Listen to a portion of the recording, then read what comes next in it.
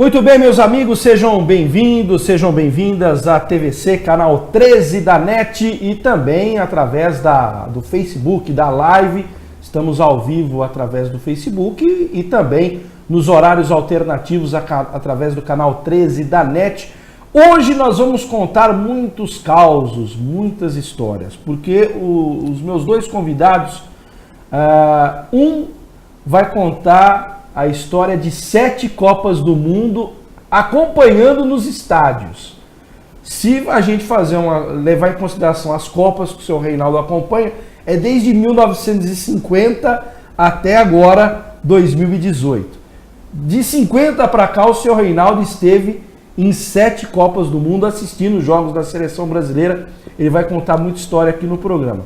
E o nosso outro convidado, que é o Abner Bento, estudante de jornalismo, fez o seu trabalho de conclusão de curso contando 60 anos ininterruptos da história do basquetebol de Franca. É o nosso grande rival no basquete, na atualidade mas é muito bacana, um trabalho muito rico que ele pesquisou, que ele entrevistou, personagens de Franca, personagens inclusive que hoje estão no Bauru Basquete, que é o caso do Demetrios, que foi jogador de Franca, contando os 60 anos dessa história que é muito bonita.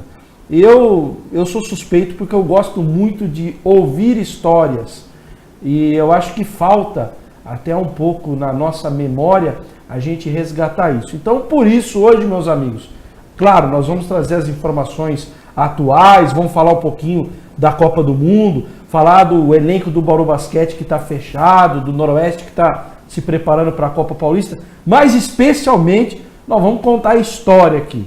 Até por uma questão de idade, eu vou começar com o seu Reinaldo. O seu Reinaldo grava 82 anos, seu Reinaldo? Como? 82 anos.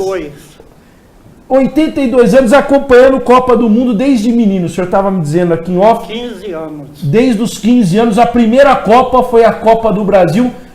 Acompanhou pelo rádio? Acompanhei pelo rádio mesmo, mas eu me lembro mesmo, assisti assim, direto todo, foi o contra o Uruguai. Que decepção. Precisava de apenas um empate, né? E o Gija, o Schiaffino acabaram com aquela defesa do Brasil. E o coitado do Barbosa até hoje... Barbosa até hoje tá morto, enterrado... Só esqueceram um pouco do Barbosa depois do 7-1 da Alemanha, mas até então ele levava essa culpa Sem dúvida, de 1950. Rafael. O senhor acompanhou, o senhor morava em São Manuel na época, é isso? Morava em São Manuel. E como é que as pessoas, hoje todo mundo acompanha, hoje as pessoas acompanham com isso aqui, né? No celular a pessoa acompanha os jogos da Copa do Mundo. Naquela época, como que as pessoas acompanhavam? Pelo rádio? Era o rádio chiado? Quais as emissoras que faziam? Era só rádio. Eu não tenho recordação naquele tempo se o Fiore já fazia parte da Bandeirante, mas eu tinha conhecimento de outros locutores que me deixaram muita lembrança. No momento, não estou conseguindo relembrar. O Fiore mesmo foi um dos primeiros que eu conheci, né? Locutor. Meu pai conta que em 58 a voz da Copa foi o Edson Leite.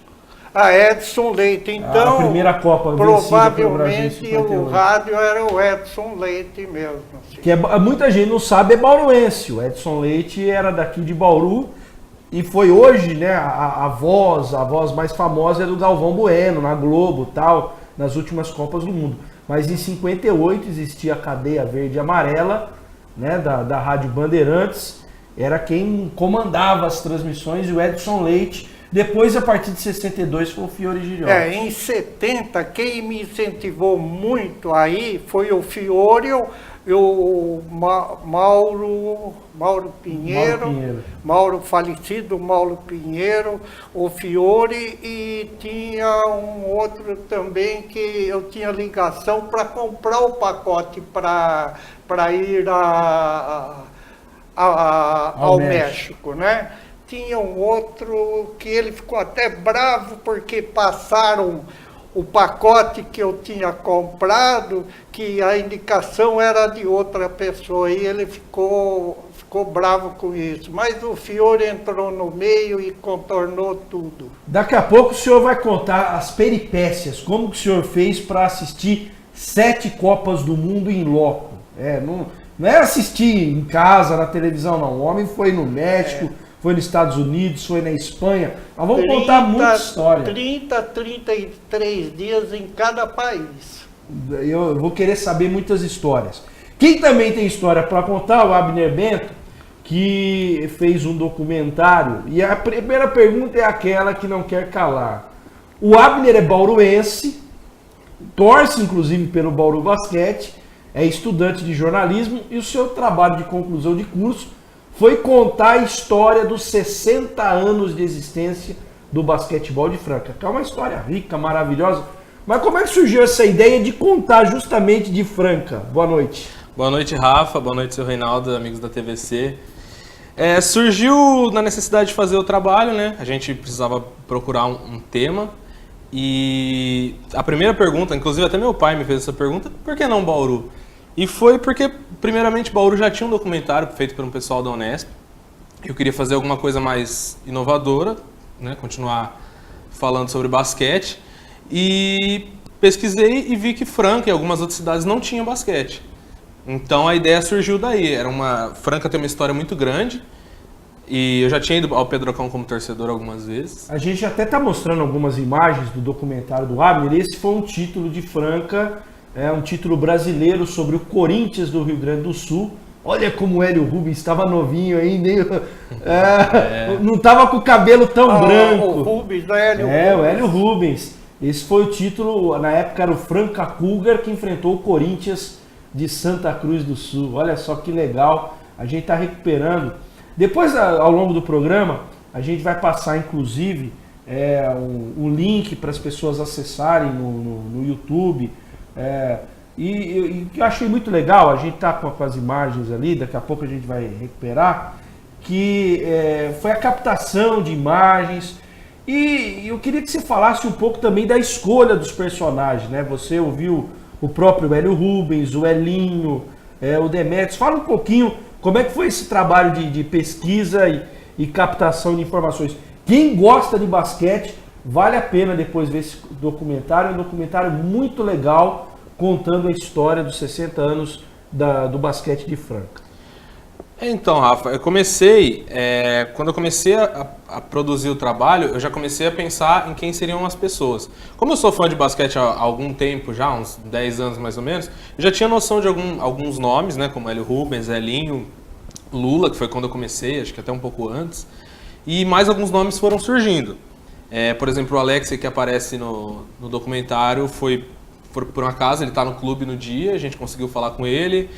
O Demetrios foi pela ligação com Franca. O Dexter, que eu falei, surgiu por acaso, surgiu durante a produção. Eu já tinha ido para Franca, feito as entrevistas.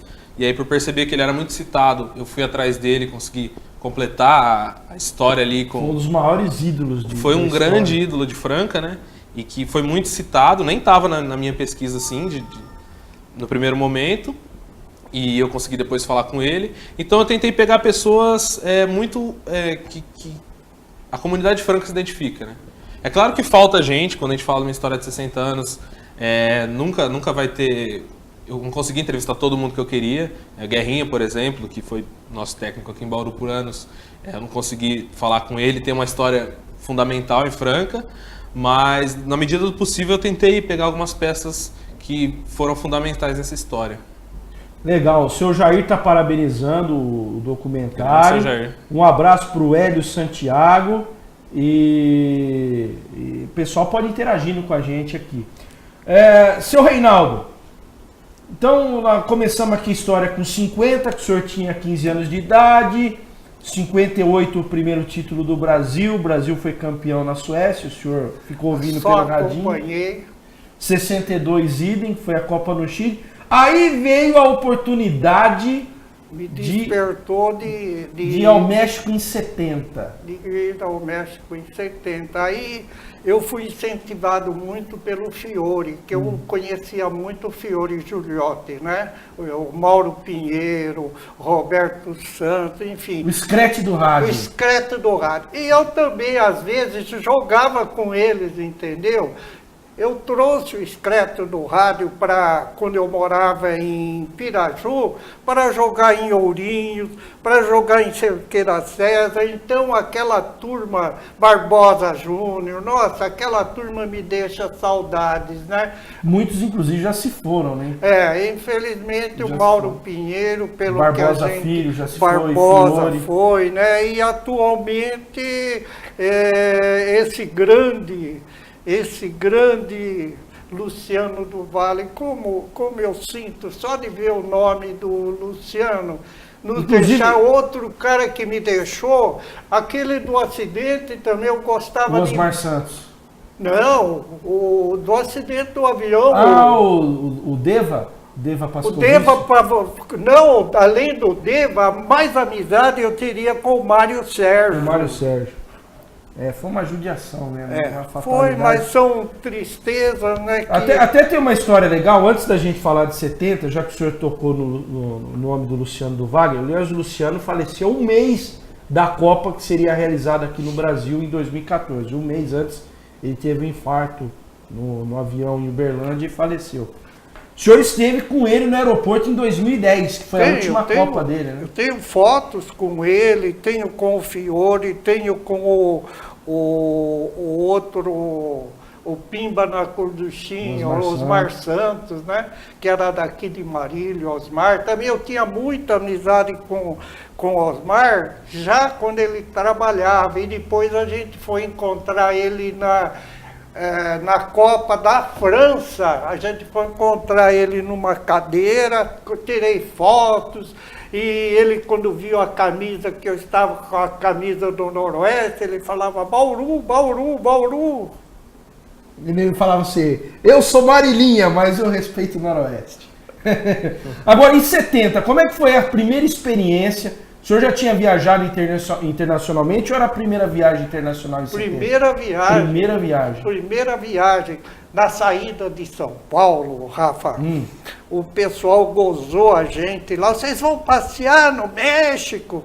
Vamos. Eu falei, eu também sou marinheiro de primeira viagem, mas eu acho que eu tô com uma expectativa que a gente vai trazer o caneco. O pessoal tudo gozando a gente, tanto no Rio, tanto em São Paulo como no Rio. E a gente foi com aquela esperança, quando viu que o time deu sangue, alma, tudo, Rivelino lá na ponta jogando, quer dizer, o time se transformou. Cada jogador no México, ele lutava por dois, Rafa. E foi... Deixa eu fazer uma pergunta. Muita gente discute isso, acha que o time de 70 foi o maior de todos os tempos. O senhor concorda com isso? O de 70 foi a melhor seleção que o senhor viu em todos os tempos? Não, naquela época era assim, naquela era de 70 eu acho que foi a melhor. Só que de lá para cá, a tecnologia, os tratamentos, o jogador passa por uma avaliação mais. Naquele tempo não, o jogador fazia um exame médico assim por cima, já ia para campo, né? E lá não. Lá no México a gente começou ganhando os primeiros jogos, né? E a gente foi se fortalecendo. Até que no último jogo contra a Itália, os 4-1, né? Contra os 4-1, eu não estava mais em Bauru em lugar nenhum. Tanto é que quando o Carlos Alberto marcou o quarto gol, eu estava lá dentro do campo também. O senhor estava no meio daquela multidão lá? O rapaz da TV aí tentou localizar o filme daquele dia. Mas eu tenho as fotos lá embaixo da trave, quando o Carlos Alberto marcou o gol, o Negrão Pelé falou, Carlos, essa é sua. Ele vem, ó. Nessas alturas eu já tinha pulado o poço e já estava subindo pro gol. E aquela época era diferente. Hoje o torcedor não pode mais entrar no gramado, mas naquela época podia, né? Eu carreguei o Gerson, eu carreguei o Pelé. Eu posso falar isso, eu vou amanhã, mas eu tive gosto de carregar esse pessoal lá dentro legal, do campo. É por isso que a gente trouxe o senhor, para contar essas histórias. Então, o senhor vivenciou de corpo e alma no estádio, invadiu o campo, depois quando a trave carregou os caras. Olha, no hotel que eu estava no México, a equipe da rádio todinha, Fiore, Mauro Pinheiro, toda aquela turma da velha guarda, estava lá dentro. O Roberto Silva que foi goleiro do Screte, né, muito tempo. O Roberto, lá no hotel, quando o Brasil foi campeão, ganhou o título, ele subiu no piano e jogava na tecla assim, cerveja.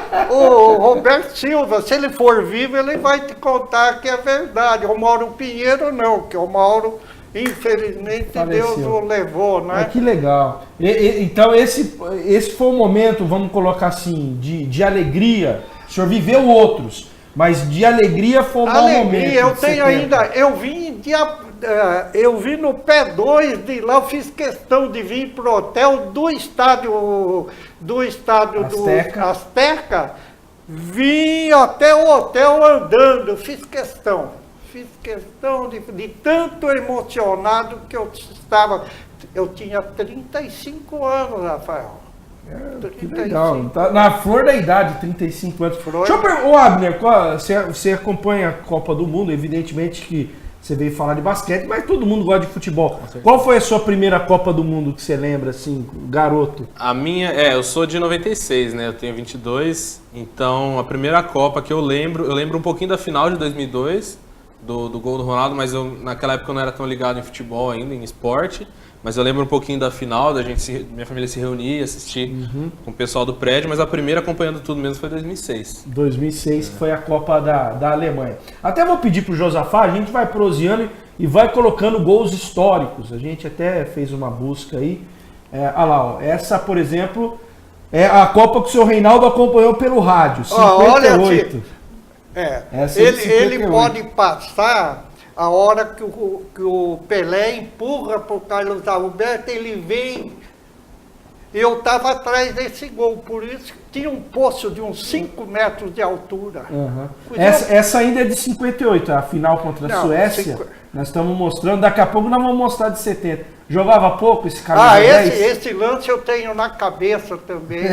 Jogava pouco aquele camisa 10 aí, seu Reinaldo?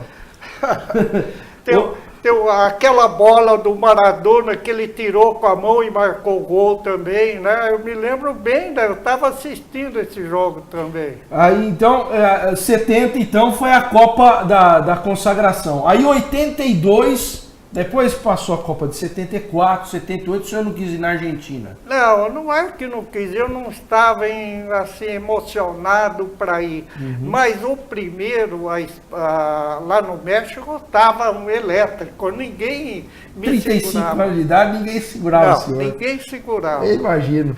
Então aí, depois foi para 82, né? Em 82, infelizmente, um senhor time de futebol, o maior dos que eu já vi jogar. É isso que eu ia perguntar para o senhor. Nós estamos vendo lá, agora 62, ó, no Chile. O Chile eu acompanhei só pelo rádio. Mas olha que legal, olha os gols da seleção brasileira, olha a categoria. Ó. O Brasil realmente fez uma... E essa Copa foi sem o Pelé, porque o Pelé machucou logo no começo. Foi a Copa do Garrincha, a de 62. O Garrincha, que é uma das pessoas, para mim, uma das pessoas mais injustiçadas na história das Copas, porque ele carregou o Brasil em 62. Ele talvez assim não teve apoio psicológico aqui para tirar ele teve um problema com a bebida. Agora, lá, México 70, essa Copa, a final contra a Itália lá. Então você vai ver que eles vão passar no final, ou esse lance do Carlos Alberto, falecido Carlão, esse foi o de cabeça do Pelé. Negrão. Esse abriu a contagem. Aí a Itália empatou. Olha só, mas ela empatou porque não aparece o lance que foi a falha do nosso... foi essa daí a falha, deu de cabeça ou quem que era ele era do Santos, esse Clodoaldo. Clodoaldo, falha do Clodoaldo.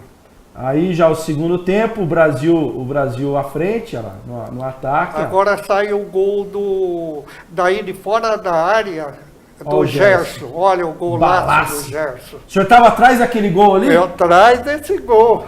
Aonde saiu os 4 gols, eu estava lá. Esse é um cara de sorte. Aí mais um gol, a bola ajeitada para o Jairzinho guardar. O Jairzinho quase trombou com a trave. Aí agora o quarto com o Negrão. Olha a jogada. O lançamento. Olha ele aí, ó. Aí ele vai e falou, Carlos, a sua. Ó o passe. Não, ele é que fez, Carlos, ó a sua aí. Aí já estava 4-1, era só alegria, né, senhora? 4-1, era só... Que legal. Bom, essa foi a maior alegria que o senhor teve na história das Copas. Aí nós vamos para 82. Eu jogo não fui lá em 82. Em Sarriá foi o jogo com a Itália. Não, no Sarriá foi 82, sim. O jogo final, o Brasil, ele vinha arrasando. E a Itália, você acha que lembra muito? Só vou pedir para o Josafá segurar um pouquinho, daqui a pouco a gente coloca de 94, que o seu Reinaldo estava também. Foi a Copa do Badio. Mas vamos falar da de 82. O senhor estava falando para mim que foi a maior tristeza que o senhor já passou Eu passei dentro do futebol. Maior tristeza, porque o time estava impecável. Ele tinha 21 artistas. Tinha um que não era artista, era o Chulapa. Porque o Chulapa, quando entrou no finzinho do jogo, ele tirou o gol do Zico. O Zico ia entrando na área com a bola dominada, ele tirou a bola do Zico e furou uma placa lá do fundo do gol. E esse, na ótica do senhor, foi o maior time que o Brasil fez até hoje. Foi. Mais do que 70. E eu tenho uma passagem interessante, que no hotel em que a gente estava hospedado, estavam também todos os italianos. E os italianos de manhã cedo, quando a gente se preparava para ir pro Sarriá, ele já estava com a malinha para ir embora. Eles não queriam passar vexame.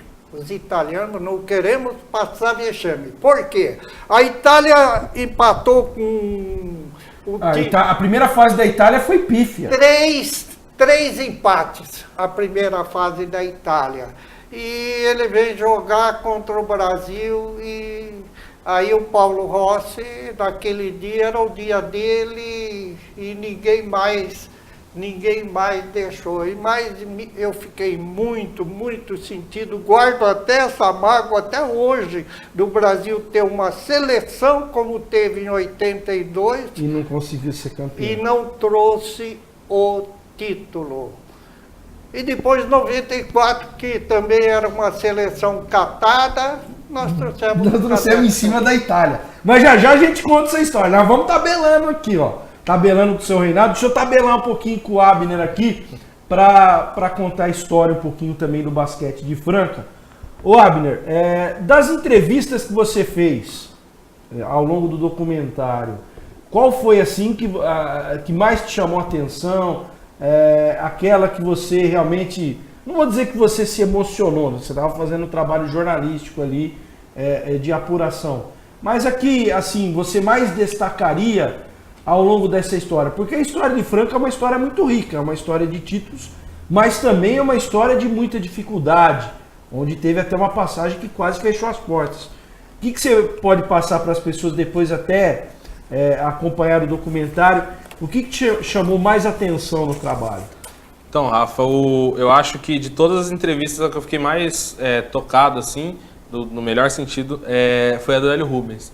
Porque é um cara muito vencedor, extremamente vencedor, ganhou tudo na carreira, por seleção brasileira, pelo Franca, como técnico em outras cidades.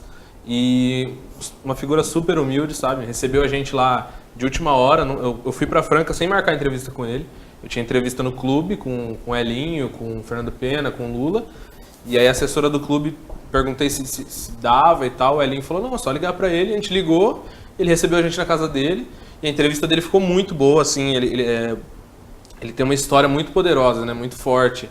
E é um cara, assim, muito humilde, sensacional. E é legal que ele viveu o momento de glória e também vivenciou o momento de dificuldade, né? Ele passou pelos dois lados. Sim, ele mencionou, assim, a linha do tempo toda de Franca, né? Desde a época que ele começou a jogar, desde o basquete como amador ainda, como um esporte que as pessoas praticavam, competiam, mas não era uma profissão como hoje. E até a época profissional, a época de glórias, de títulos, de dinheiro. Então acho que foi, de todas as entrevistas, foi a mais marcante, assim, porque o cara é história viva, né? Muito legal. Lembrando que daqui a pouco, a gente vai fazer o primeiro intervalo, daqui a pouco a gente vai trazer as informações atualizadas, inclusive do basquete. Tem novidades aqui em Bauru, o time já está fechado para a temporada. Alguns anúncios não aconteceram ainda, mas a gente já pode garantir. Por exemplo, o Jefferson volta, deve ser anunciado oficialmente aí nos próximos dias. O Jeff? O Jé está de volta. O Jé está de volta, tem jogador novo chegando, um elenco bem remodelado para a temporada. Vou falar isso depois do intervalo. A gente continua aqui contando caos e história. Quero saber do seu Reinaldo as histórias dos Estados Unidos em 94, da França, o dia que o Ronaldo teve a convulsão lá na final. O seu Reinaldo estava acompanhando a final com a França também. Tem muita história boa e tem as histórias boas também que o Abner apurou do basquetebol de Franca. A gente volta já.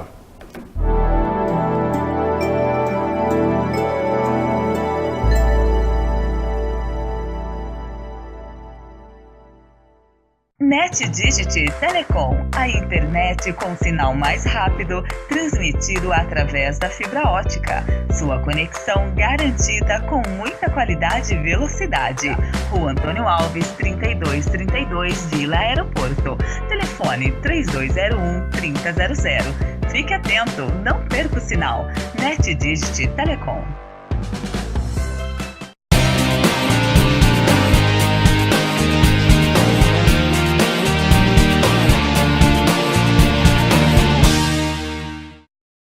Não.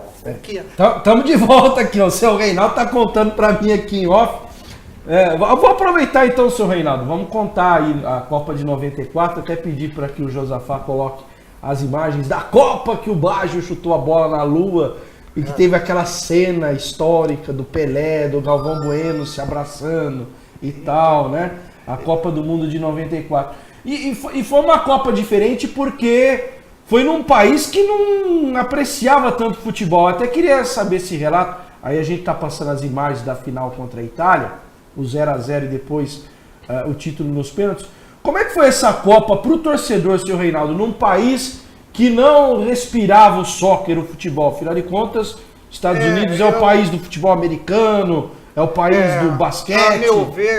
A meu ver, o americano não deu muita assim, ênfase ao futebol. Tanto é que os jogos eram disputados todos em campos já que não era de futebol, eram os campos de futebol americano, futebol dessas americano, outras modalidades. polo, etc. e tal. Eu me lembro que a gente foi em São Francisco, 2 jogos nós tivemos lá em São Francisco, né?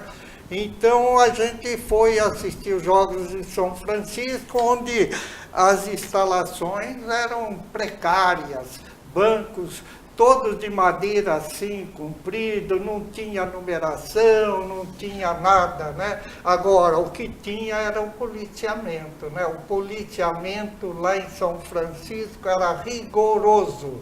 Eles viam uma fumacinha, eles iam buscar o cara lá e tiravam.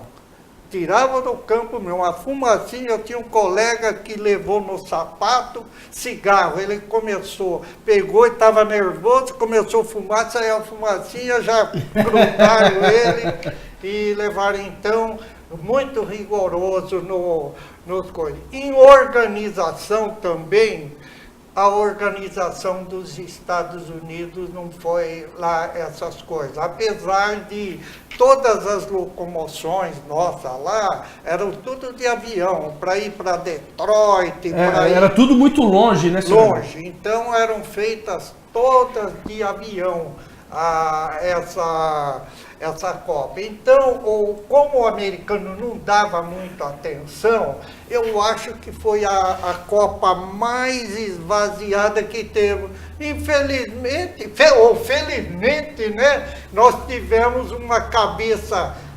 No caso, senhor Reinaldo, aí nós estamos mostrando a disputa da final contra a Itália. Primeiro que esse jogo, se não me falha a memória, foi meio-dia o horário dos Estados Unidos. Foi, na hora do... Uma lua desgramada. Uma lua terrível lá, né? E inclusive, quem estava do meu lado, o Júnior, ele tinha ido nem como comentarista, nem como jogador, nada. O Júnior, foi como espectador. Que hoje ele está na TV, né? Uhum. Ele foi como espectador. E sentou próximo, eu tenho uma foto junto com ele, né? Aí comigo, que ele tirou. E um fato interessante que ele falou para mim, o Júnior, você está nervoso? Eu falei, ele pudera, vai bater pênalti aí, o pênalti lá contra, que o Tafarel defendeu lá na França na decisão, eu desmaiei, eu não assisti os pênaltis, eu fui assistir, eu estava no ambulatório médico. Isso foi a Copa de 98, a disputa contra a Holanda na semifinal. Contra a Holanda. Aliás, para mim foi o melhor jogo. Em 94, o melhor jogo da Copa não foi a final, foi Brasil e Holanda 3-2 em 94. Holanda. Em 98, o melhor jogo da Copa foi Brasil e Holanda na semifinal, que o Tafarel, esse dia o coração do seu Reinaldo não aguentou, foi parar no hospital. Fui parar, aliás, fui no ambulatório. E no ambulatório, aí o jogo terminou, bateu, os amigos meus, que é o grupo do hotel, né, era muita gente, eles estavam assim no vidro, assim, e falavam para mim assim, ó, dava um sinal. Aí o coração voltou a funcionar, viu? Pelo amor de Deus. Aí o coração, aí... O senhor dá trabalho para a família do senhor, hein? Aí ainda um locutor que foi lá no hotel, no hotel, da TV, um baiano, como que é o nome dele? O Januário de Oliveira? Não, um baiano gordão que ele ia com a gente assistir os treinamentos também, né? Ele fez uma filmagem lá comigo, né? Se eu tinha condição de voltar para o Brasil, que se eu estava mal ainda. Eu falei, não, nós vamos até o final, né? Bom, então, só para a gente resumir aqui, em 94, no dia da final, o senhor estava lá em Los Angeles, assistiu, viu o chute do Baggio na lua. Eu cheguei 10 metros assim do Dunga, tirando foto dele, erguendo a taça. Aí em 98... o senhor estava lá na França, estava indo tudo bem, quando chegou a semifinal, o coração não aguentou. A disputa de pênalti, o senhor teve que parar no ambulatório.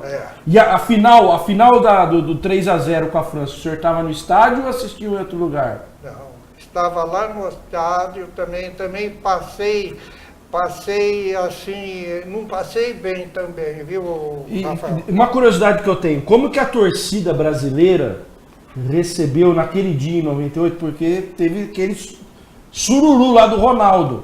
O Ronaldo tinha tido a convulsão horas antes do jogo. Como é que a torcida brasileira recebeu essa informação antes da bola rolar? O pessoal que estava com, ficamos tudo gelado. O que será? O que aconteceu? Começando, a França entrou, aqueceu. Olha bem, aqueceu. Você ficou 20 minutos, meia hora, aquela expectativa. Por que o Brasil não veio aquecer? Por quê? Aí um zum começou, não, é que tá havendo um problema lá, que o Ronaldo, ele teve algum problema, tá lá, tá assim, até falar, vai entrar no lugar do Ronaldo ia entrar... Edmundo, você tem memória melhor que eu. Essa aqui o Abner me ajudou aqui, mas, mas é verdade, era o Edmundo que entrava. E vai entrar Edmundo, não entrou Edmundo não, entrou ele.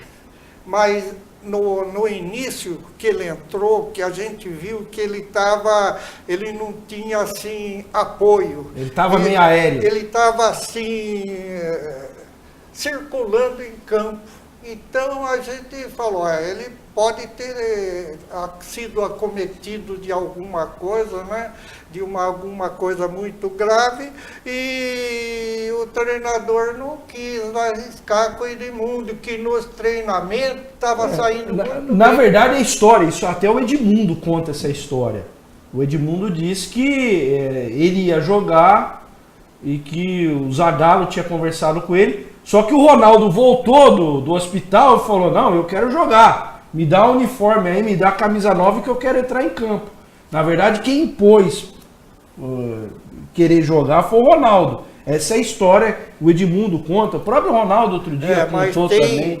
Tem uma história lá do pessoal lá, tem uma história que houve pressão de empresas, né? Porque de patrocinadores para o Ronaldo jogar. Patrocinadores para que ele não podia ficar fora do jogo. Do time. Também essa história circulou lá no jornal circulou essa história e infelizmente tomamos aquele chocolate lá 3-0, lá o Zidane fazia o que queria da bola, né?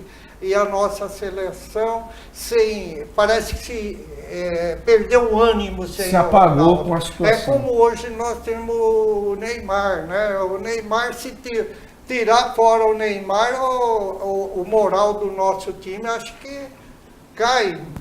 Ele pode ser um cara vibrador, ele é tal, mas esse último jogo ele mostrou quem ele é, hein? Tá certo. Daqui a pouco nós vamos falar da seleção de 2018. Bom, deixa eu... Isso, nós falamos 94, 98, daqui a pouco nós vamos falar 2006, na Alemanha. Na Alemanha. Que foi a Copa, eu acho que a Copa, o senhor Reinaldo pode falar melhor do que eu, porque ele estava lá. Foi a Copa onde a Alemanha se redescobriu, se reencontrou com o mundo. Acho que ela teve um papel político muito legal, a Copa de 2006. Mas antes, deixa eu falar, eu prometi no bloco anterior trazer informações do Bolo Basquete. O elenco está fechado para a temporada 2018, 2019. Fecharam o Cauê Verzola, o Larry Taylor. O Larry Taylor, inclusive, já foi apresentado. O Cauê já chegou hoje em Bauru, já começou a realizar exames, testes. O Alex Garcia, o Gui Santos, que permanece no grupo. O Gustavo Basílio, jogador que atuou pelo Vasco. O torcedor vai se lembrar, no playoff aqui, contra o Vasco, foi o que meteu a última bola e deu a vitória para o Vasco no último minuto, no jogo na panela de pressão, no jogo 2, acho, do playoff. Gustavo Basílio, Gabriel Jaú continua. Foi contratado o argentino Enzo Ruiz, que atuava pelo Quilmes. Eu confesso que não vi o Enzo jogar no basquetebol argentino, mas tem muito boas informações sobre ele. E para fechar o elenco, na posição de pivôs, Lucas Mariano, que vem para o lugar do Hetzheimer, o Marcão, que estava no Caxias, e o Jefferson está de volta. Deixa eu perguntar para o Abner, gostou, Abner, dessas contratações? Está esperançoso aí no Bauru Basquete para essa temporada? Olha, estou esperançoso, gostei das contratações. É claro que o time mudou muito, né, do que era ano passado, mas se a gente for ver a realidade de todos os times do Brasil, né, muda praticamente a rotação inteira. O Demetrius vai ter um desafio aí de fazer esses caras jogarem, mas eu acho que foram bons nomes. Gustavo Basílio, por exemplo, um ótimo sexto homem. Eu acho que eu vejo ele como sexto homem nesse time. Lucão Mariano também é um pivô excelente, que se conseguir recuperar o jogo que ele fez em 2016, a temporada que ele fez, eu acho que o Bauru tem muito a ganhar com ele. O Everzola já tem uma experiência também, sempre, sabe, teve boas passagens pelos times que ele jogou. O Larry de volta, né, além da idolatria dele na cidade, também acho que traz muito, porque teve um ano muito bom em Mogi, onde ele voltou a ser importante. Então acho que o Demetrius tem um time forte, competitivo na mão. A volta do Jefferson também, que querendo ou não, no ataque é um cara muito, muito letal, né? A gente viu na campanha do NBB9 como ele consegue, como ele é decisivo quando tá com a mão quente, assim. Então acho que é um time bom, um time que vai brigar lá em cima, assim, e tô esperançoso. Lembrando que a federação divulgou a tabela do Campeonato Paulista, começa dia 28 de julho. Bauru Basquete estreia em Rio Preto contra a equipe do América, primeiro jogo fora de casa. Primeiro jogo em Bauru, dia 1º de agosto. Aniversário de Bauru, vai ser uma quarta-feira. Muito provavelmente neste jogo o Larry Taylor fará sua reestreia. Bauru e Mogi das Cruzes. Então o Larry deve reestrear no Bauru Basquete contra o seu ex-time, que é o Mogi das Cruzes. Muito provavelmente isso aconteça no dia 1º de agosto, que vai ser o primeiro jogo aqui na cidade de Bauru. Registrar também o ótimo momento do Talentos 10 no Campeonato Paulista da Bezinha. Ganhou do Oswaldo Cruz por 1-0 sábado, gol aos 45 minutos do segundo tempo. E o Talentos 10 está firme aí na liderança, inclusive classificado para a próxima fase da Bezinha. Há poucos anos o Noroeste passou por essa situação, jogar a Bezinha em 2015. Felizmente só ficou um ano, só ficamos um ano na Bezinha. Mas agora está muito mais difícil voltar. Porque só sobem 2 perdão, para a Série A3 do ano que vem. Deixa eu dar um recadinho rápido aqui da Soul Fotografia. Na Soul Fotografia você tem um retrato corporativo. Você é empresário, profissional liberal, a Soul cuida da sua imagem. Troque sua selfie por uma foto corporativa. Saiba mais em solfotografia.com ou ligue 988306659. Mandar um grande abraço ao seu Jonas, pessoal bacana da Soul Fotografia, nos prestigiando e nos acompanhando aqui no TVC Esporte. Seu Reinaldo, vamos contar então 3 Copas do Mundo aqui, vamos resumir a ópera: 2006, 2010, 2014. 2006, a Copa na Alemanha, acho que ela teve uma importância política muito grande, né? Com certeza. Também como a Copa dos Estados Unidos, na Alemanha, também os alemães, eles visavam mesmo que seriam campeão, que tinha tudo para eles ganharem a Copa. Mas aí tinha a Itália no caminho, né? Mas eles foram encontrar a Itália no caminho, né? E a Itália, por sinal, eu tinha ingresso desse jogo da Itália com a Alemanha e eu fui tentar vender lá na porta do estádio. Acho que foi em Dortmund esse jogo, se não me engano. Foi. Eu fui tentar vender o quase eu passei, quase fui para cana. Viu? É mesmo, Fernando? Mas por que? Acharam que o senhor era cambista? Eu já tinha experiência disso daí, aconteceu comigo lá na Espanha. Eu também fui vender o jogo final. O Brasil não está na final. Aliás, foi a 2006, foi a Copa que o Brasil era aquela festa, né? Treino aberto, o Ronaldinho Gaúcho, né? Só querendo ferver. E aí a gente foi eliminado pela França. E os pacotes, Rafael, em geral, algumas empresas davam, do México eu saí com os ingressos, todos os ingressos, e para todos os jogos. Eu fui assistir vários jogos que não era do Brasil, no México. Também na França a gente conseguiu, mas já nos Estados Unidos ficou difícil, não deram, nem os nossos ingressos eram distribuídos 1 hora antes de ir para o estádio, né? Na África não. E a Copa na África, como é que foi, senhor Reinaldo?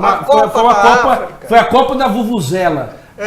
A Copa da África eu achei que foi uma das mais bem organizadas, viu? A gente não esperava isso, né?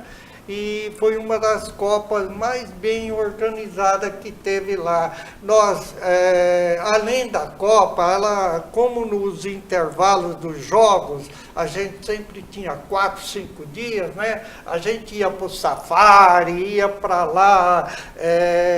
Deu para fazer um turismo legal, além de assistir os jogos, deu para conhecer a África do Sul. A gente teve, e durante as Copas também, eu tinha assim intenção de visitar outros países, né? E eu consegui também, foi essa inspiração de ir para as Copas, de conhecer outros países. Eu me lembro que eu fui a Praga, né? Fui via troca da Sentinela lá em Praga, era um grupo, eu não estava sozinho, era um grupo formado por um casal de Uberlândia, Maringá, Araçatuba e um casal de São Paulo, só eu de solteirinho, viu, Rafael? Bom que em casa a patroa sempre deixou o senhor fazer essas aventuras. Que ela também não... para viajar os dois, eu não tinha suporte, né? Então, ela também nunca fez, ela gosta do futebol também, que você não acredita. Ela gosta do vôlei, do basquete, tudo. Unicamente, ela não gosta de palavrões que se falam do estádio. Os estádios, eu tolero, mas eu não falo. Eu até tolero. Eu falei, se você for viajar numa condução com a gente, você viaja uma vez só, porque hoje o povo, essa juventude, mudou bastante, né, senhor? Mudou a imagem, ele se explode, xinga dos nomes mais feios que existem, que a minha mulher não gosta nem que eu conte para ela os nomes, né? Deixa eu perguntar uma coisa para o senhor. Então, o senhor falou que 2010 foi a Copa que o senhor viu das mais organizadas. E a Copa no Brasil?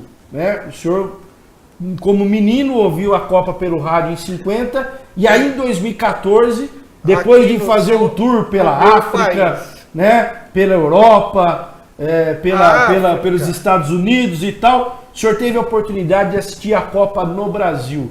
O que o senhor achou da realização da Copa, independente do resultado da seleção brasileira? Infelizmente foi desastroso o 7-1 para a Alemanha, mas enfim, a organização, o que o senhor viu, a gente pelo menos evoluiu em alguma coisa, até porque essa Copa no Brasil saiu cara, né, pro bolso do brasileiro. Essa Copa saiu, Rafael, mas desorganizada, viu? Eu tentava, desde 2, 3 anos antes, eu tentando pela internet comprar ingresso, e não conseguia.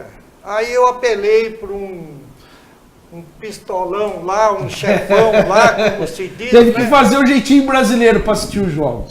Que ele me garantia, não, você fica tranquila, lá no Brasil não vai ter nada disso. Olha, que decepção essa pessoa me deu. Infelizmente, ele está guardado no lugar que ele merece. Está enjaulado, inclusive. Isso e o senhor conseguiu assistir quantos jogos aqui no Brasil? Então, no Brasil, eu consegui apenas os 2 jogos. Primeiro em Brasília, que eu fui a Brasília e foi aquele jogo dos 4... Da primeira fase. 4-2. Então foi um jogo muito fácil, porque a outra equipe não ofereceu resistência nenhuma. O Brasil e Camarões, se não me engano, né? Camarões. Brasil e Camarões. Eu tenho até uma placa lá de Camarões do jogo, né?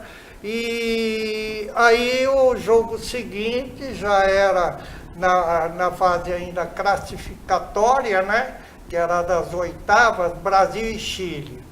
Brasil e Chile, olha, o Brasil foi dominado, a equipe nossa não era aquela equipe que a gente esperava, que tinha aqui no Brasil. Olha, a equipe foi, a meu ver, ela sofreu um sufoco do Chile, tanto é que no finalzinho, no último segundo, a gente tem uma bola na trave, que ela está na minha cabeça até hoje, essa bola, porque se entra, nós não passávamos o vexame contra o time da Alemanha. Esse time da Alemanha. São as histórias da Copa do Mundo, né? O Brasil passou pelo Chile, depois passou pela Colômbia, levou de 7 da Alemanha. Deixa eu perguntar, o Abner está acompanhando a Copa do Mundo? Está gostando do que está vendo? Está acreditando na seleção brasileira? Além do Brasil, qual outra seleção que tem lhe agradado, que você acha que pode vencer ou até mesmo surpreender? Eu estou gostando da Copa, acho que estão tendo vários jogos bons, a gente não teve nenhum 0-0 ainda, né? Que é muito legal de não ter nenhuma partida sem graça ainda. E eu acho que assim, além do Brasil, eu estou confiante no Brasil, acho que é uma seleção muito forte, o Tite é muito competente, acho que é o melhor técnico que a gente tem, né? Hoje em dia, e os jogadores também, todo mundo ali é destaque nos times da Europa, acho que é uma seleção forte que pode chegar. A França também eu acho que vem muito bem esse ano, tem muitos jogadores talentosos, todo mundo ali também na França é titular, na Europa. E a Espanha, que eu acho que a gente nunca pode, né, descartar e desprezar. Apesar que hoje passou um sufoco. Passou um sufoco grande, mas quase todas as grandes estão sofrendo. Eu acho que a Inglaterra pode surpreender, depois de tantos anos sendo piada. Eu acho que eles tiveram uma geração agora... acho que eles vão colher os frutos mais pra frente, mas nessa Copa eu acho que eles já vão surpreender, não vão passar mais o vexame de antes. A Bélgica talvez também possa... Eu gostei muito da Bélgica. Possa surpreender, porque assim como Brasil e França, a maioria ali já é titular ou joga em importantes times da Europa, né? Então não é mais aquela coisa de só jogador que joga na Bélgica. Todo mundo ali tá nos times importantes da Europa. Então acho que são essas seleções aí que podem brigar. Senhor Reinaldo, eu sei que falar do Brasil é suspeito, né? Todo mundo aqui torce pro Brasil, quer que o Brasil seja campeão. Claro. Mas além do Brasil, qual seleção que o senhor acha que pode chegar, pode conquistar o título, tá agradando, vale a pena separar e assistir na televisão o jogo daquela seleção? Olha, o Uruguai está me surpreendendo, viu?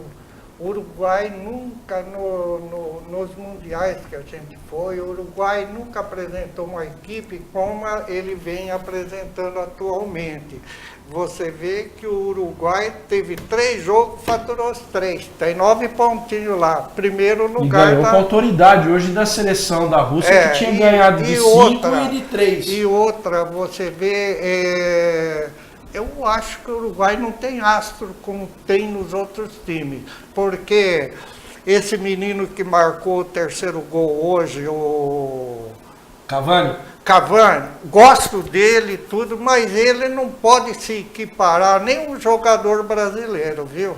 Cavani para mim, mas o Uruguai para mim é um dos times que não vai perder para qualquer time. Então, eu acredito que numa finalíssima passa o Uruguai e vai se enfrentar com a Alemanha. Ou Alemanha e Brasil, que eu queria Alemanha e Brasil. Mas já podem se cruzar agora nas oitavas. Pô, mas eles podem se cruzar agora.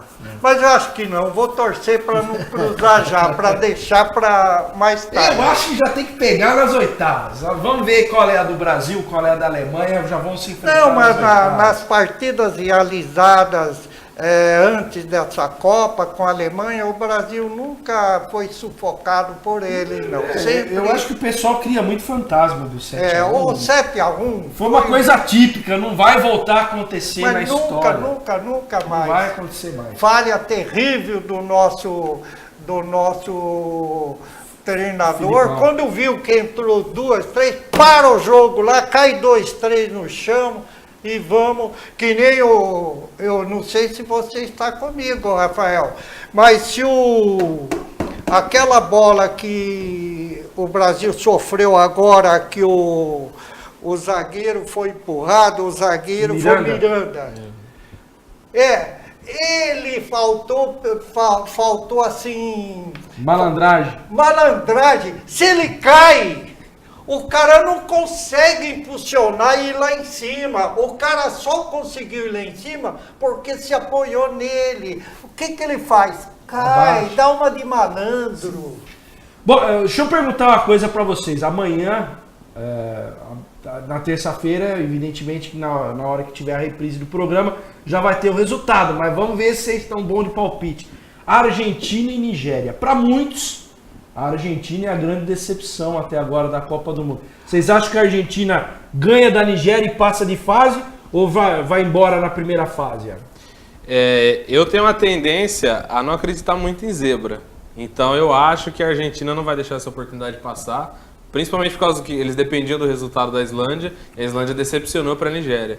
Eu acho que a Argentina, por todos os problemas que eles estão passando de relacionamento, do São Paulo sendo criticado, eu acho que mesmo assim eles vão se unir e ganhar esse jogo da Nigéria. Eles não vão deixar essa chance 2 vezes escapar numa Copa do Mundo. Para você, então, a Argentina passa. Para mim também a Argentina passa. E eu não Aliás, meu amigo Lucas Rocha disse que a Argentina vai ser campeã da Copa. O Lucas? Depois eu vou cobrar ele. É ousado. Mas o senhor acha que passa da Nigéria? Passa da Nigéria. Apertado, mas passa. Porque a Nigéria vai vender caro a derrota para a Argentina. Com certeza. Então, rapidinho, para vocês, tá terminando o programa, quem vai fazer a final da Copa? Final da Copa?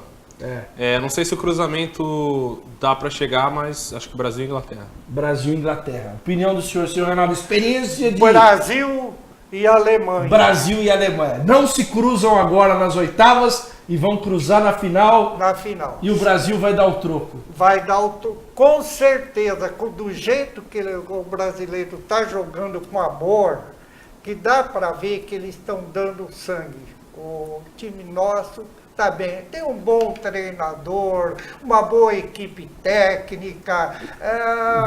Pena que as contusões que sempre nos pegam aí no final do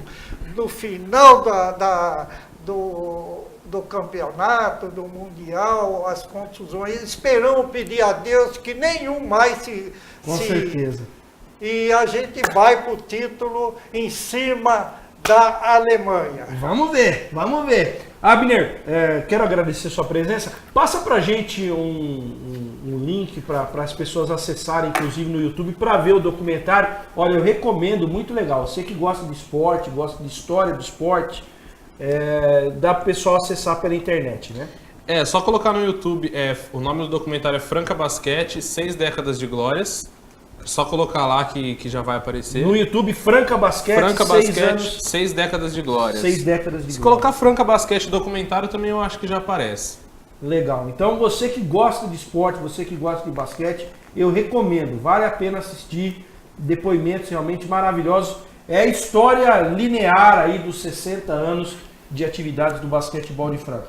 Senhor Reinaldo, foi muito bom receber o senhor aqui. Que Deus continue dando saúde e lucidez para o senhor continuar contando história, hein?